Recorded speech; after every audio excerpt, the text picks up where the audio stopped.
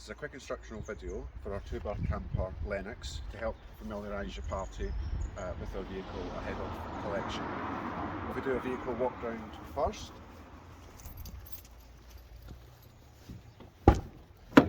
So Lennox runs on diesel. Main key, into the cap, turn, fill with diesel and return the cap. The vehicle takes AdBlue also, however, we fill it up every time it comes back from hire, so you'll have no issues with having to purchase and fill with AdBlue, so you can pretty much ignore it there. This is your fresh water fill spout. There's a hose provided. Full instructions will be given at point of collection on how to fill, but this is where you fill it up. Moving round to the back. So Lennox has a 2-rung fuel bike rack provided. Takes up to 40 kg of weight, so 2 electric bikes is probably too much, but normal bikes are fine. Weight side of the bike, i.e. back wheel, goes on this side, and the lighter side of handlebars to this side.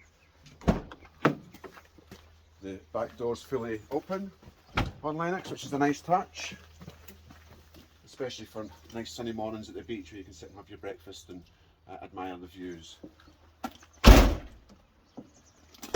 There's a rear view reversing camera. Again, full instructions will be provided at point of collection. However, you can have it fully on as a rear view, as you don't have access to the rear windows easily. And then when you put it into reverse, you get a 5-metre reversing view. But as I said, that'll be covered at point of collection. So this is the Thetford cassette locker, aka your toilet cassette. Sits directly below the toilet inside. There's a lever under the bottom here. When you go to remove it, you have to make sure that the inside toilet lever under the toilet is in the closed position. If it's in the open position, then you will be unable to move the cassette. If that's the case, don't force it. Go back inside and just double check that the toilet lever is in the closed position. Then the cassette will just slide out smoothly like so. A handy handle underneath, which to take it to the emptying waste point at your campsite. When you get to the emptying waste point, there'll be a hose and an L-sand point to empty the contents into. Take the lid off, set it to the side. This is a pressure button here. It just stops any air from getting stuck and allows the contents to flow easily. Press this as you empty the cassette. Once it's empty, half fill with water at the L-sand point. Put the lid back on, give it a good shake, turn it upside down in all directions. Back off with the lid. Press the blue button while you empty again. Do this a few times until the water's running clear. Once it's running clear, put about half a litre back in, so equivalent to a small amount in the bottom of the cassette. Back on with the lid and slide back into the Thetford cassette drawer. Now when we go inside, I'll show you where the chemicals are, and it will literally just drop one down through the toilet. When you come to collect the vehicle, we already have chemicals in it, so you only have to do that when you change the cassette out. Just next to the cassette, you have your grey water waste tap and fresh water tap. Normally you don't have to worry about the freshwater one. That's more to empty the freshwater tank if there's frost and so on. However, the grey water tank, we tend to leave it in the open position. That means that any dirty dishwater, shower water will just run straight out of this tap as you empty the sink or you have a shower. Some campsites will ask you to close it. If you do, you literally close the handle. That'll then hold on to any water in the underslung grey water waste tank, and there'll be an emptying point at the campsite where you can drive over, open the tap, and the contents will go down the drain. Just next to the grey waste tap, this is your electric hookup, which is provided with your hire. When you're at a campsite, you plug in here and the other side goes into the hookup point at the campsite. When you're releasing the hookup for when you leave the campsite, you depress the blue button and pull the cap out as you do it. The cap that goes into this side is the cap with the little lid on it, on the hookup, and the side that has no lid goes into the side at the campsite. Lennox is fitted with an LPG tank rather than a gas locker, a traditional gas locker with gas bottles. This is due to the size of the vehicle. They don't have space to put the gas lockers in. So what you do is you fill this up at an LPG filling station.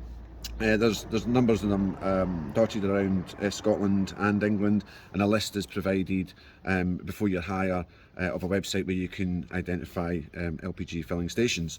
So simply undo the cap. You see there's a bayonet fitting on it. At the filling station, it's just like a petrol pump, effectively.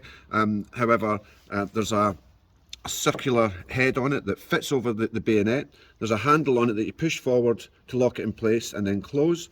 And then on the petrol pump itself, there's a handle that you pull down and it fills the gas tank until it's full. They take about 20 litres, which is about £15–20 depending on the price.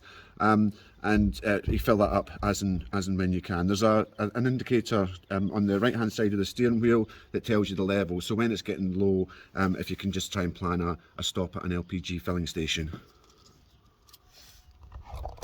Simply put the cap back in place and close.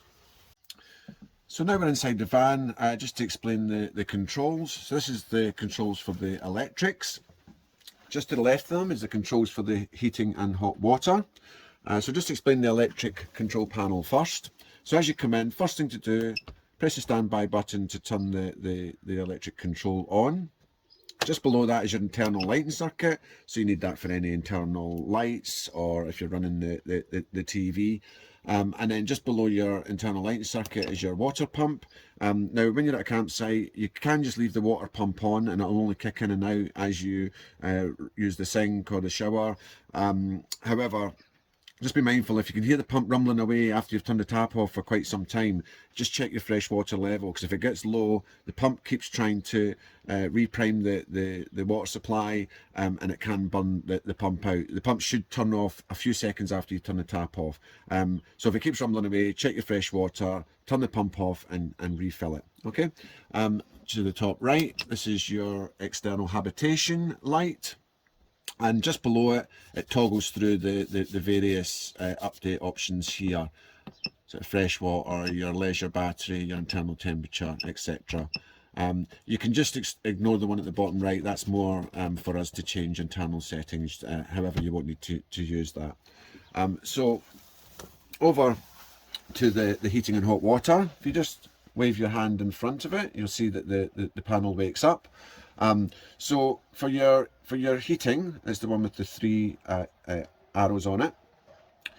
This is if you're running it off gas. This is if you're running it from electric. Now you would be running it off electric if you were at a campsite, and you'd be running it off gas if you weren't at a campsite or didn't have access to an electric hookup. The minus and plus buttons control the temperature. These go up in 5-degree increments, so you might just have to have a wee play just to see what temperature best suits. So I don't have a hookup at the minute. However, the behaviour is the same between hookup and gas. However, we do have gas on board, so if we press the wee button, you'll see that it turns blue. Now, it takes a few moments for it to kick in, a minute and a half.